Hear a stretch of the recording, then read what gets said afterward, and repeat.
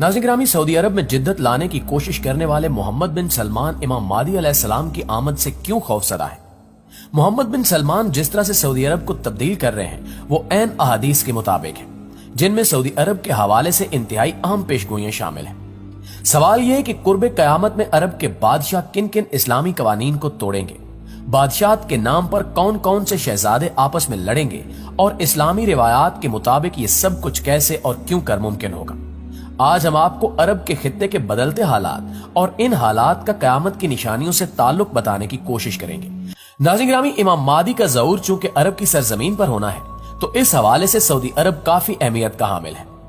इस वक्त सऊदी अरब में मोहम्मद बिन सलमान की बादशाहत है और मोहम्मद बिन सलमान बहुत तेजी से सऊदी अरब के कवानीन में तब्दीलियां कर रहे हैं। इसी सिलसिले में 2023 वियन और न्यूम शहर का कयाम भी शामिल है। लेकिन हमारे प्यारे नबी हजरत मोहम्मद सल्लल्लाहु अलैहि वसल्लम ने इसके बारे में 1400 साल कबल ये खबर दे दी थी कि अरब की सरजमीन में किस हद तक तब्दीली रूनुमा होगी।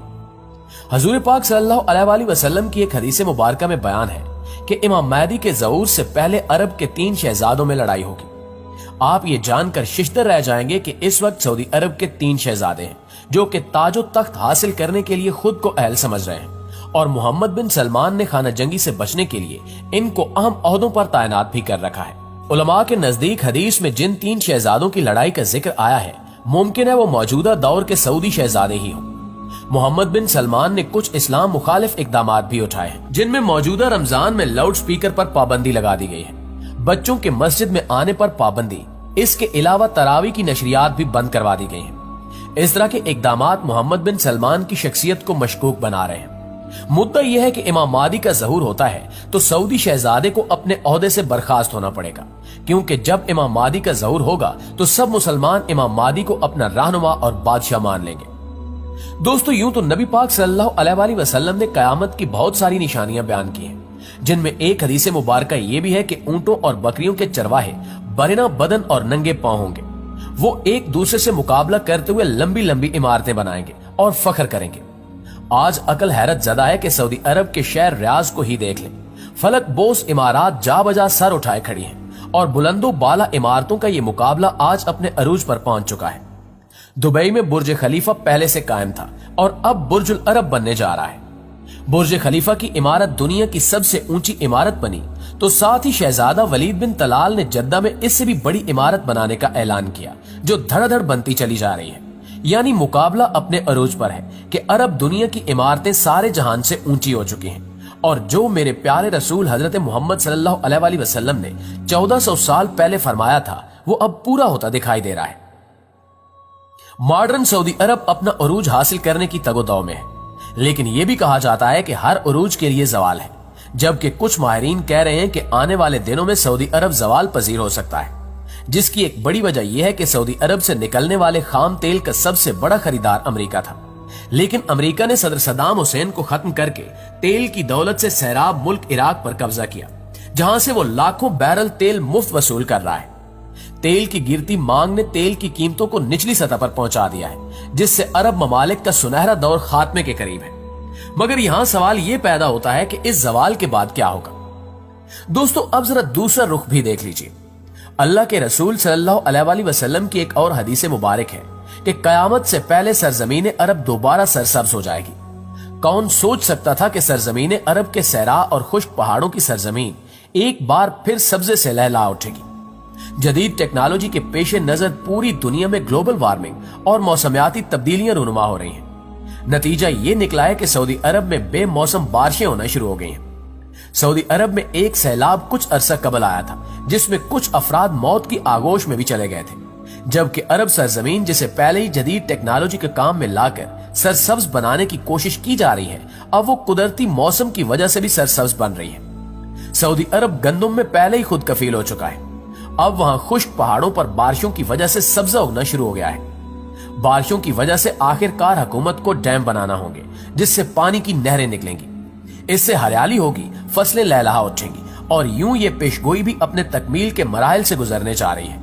जो हमारे हजूर नबी करीम सल्लल्लाहु अलैहि वसल्लम ने फरमाया था, उसे हम अपनी आंखों से देखते जा रहे हैं। अगर अहादीस मुबारका पर गौर करें तो मशरिक वुस्ता के जवाल का आगाज मुल्क शाम से शुरू हुआ। शायद अरब हुक्मरान इससे ला ताल्लुक बने रहे, इसी से मुतल्लिक हदीस पाक में इरशाद है, रसूलुल्लाह सल्लल्लाहु अलैहि वसल्लम ने फरमाया कि जब अहले शाम तबाही और बर्बादी का शिकार हो जाएं, तो फिर तुम में से कोई खैर बाकी नहीं रहेगी। ये वाज़ेह है कि अहादीस मुबारका की रूह से शाम और अहले शाम से उम्मत मुस्लिमा का मुस्तकबिल वाबस्ता है। अगर मुल्क शाम ऐसे ही तबाह बर्बाद होता रहा तो पूरी उम्मत मुस्लिमा की खैर नहीं होगी। मुस्लिम स्कॉलर्स की तहकीक के मुताबिक मुल्क शाम 90% तक तबाह हो चुका है और सिर्फ 10% बाकी है।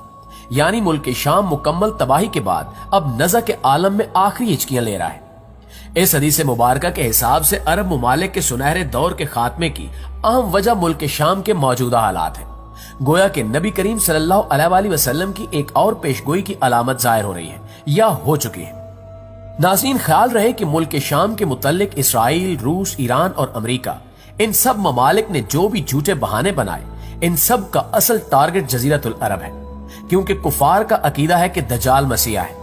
इस वजह से ये लोग दज्जाल के इस्तकबाल के इंतजामात कर रहे हैं, जिसके लिए इन सब ममालिक को मिलकर अरब ममालिक में अदम इस्तेकाम पैदा करना है, क्योंकि मुल्क शाम पर यहूद नसारा कब्जा करना चाहते हैं और ये हजरत इमाम मादी के ज़हूर से कबल होकर ही रहेगा। किताबुल फितन में है कि आखिरी जमाने में जब मुसलमान हर तरफ से मगलूब हो जाएंगे, मुसलसल जंगें होंगी, शाम में भी ईसाइयों की हुकूमत कायम हो जाएगी, सऊदी अरब, मिस्र और तुर्की भी बाकी न रहेंगे, हर जगह कुफार के मजालिम बढ़ जाएंगे, उम्मत आपसी खाना जंगी का शिकार हो जाएगी। अरब खलीजी ममालिक, सऊदी अरब वगैरह में भी मुसलमानों की शान और शौकत वाली हुकूमत नहीं रहेगी। खैबर, जो कि सऊदी अरब का छोटा सा शहर है और मदीना मुनव्वरा से 170 किलोमीटर के फासले पर है, इसके करीब तक यहूद नसारा पहुंच जाएंगे और इस जगह तक इनकी हुकूमत कायम हो जाएगी। बचे कुछ मुसलमान मदीना मुनव्वरा पहुंचेंगे। उस वक्त हजरत इमाम मादी अलैहिस्सलाम मदीना मुनव्वरा में होंगे। दूसरी तरफ दरिया तिब्रिया भी तेजी से खुश्क हो रहा है, जो कि हजरत इमाम मादी अलैहिस्सलाम के ज़हूर से कबल खुश्क हो जाएगा। इसलिए जब मशरक वुस्ता के हालात को, खसूसन मुसलमानों और सारी दुनिया के हालात को देखा जाए तो साफ नजर आता है कि दुनिया हौलनाकियों की जानिब बढ़ रही है। हत्ता कि फ्रांस भी आलमी जंग की बात कर चुका है। मगर क्या आप जानते हैं कि आलमी जंग का मरकज कौन सा खित्ता होगा? साफ नजर आ रहा है कि मशरक वुस्ता ही मुतवक्के है।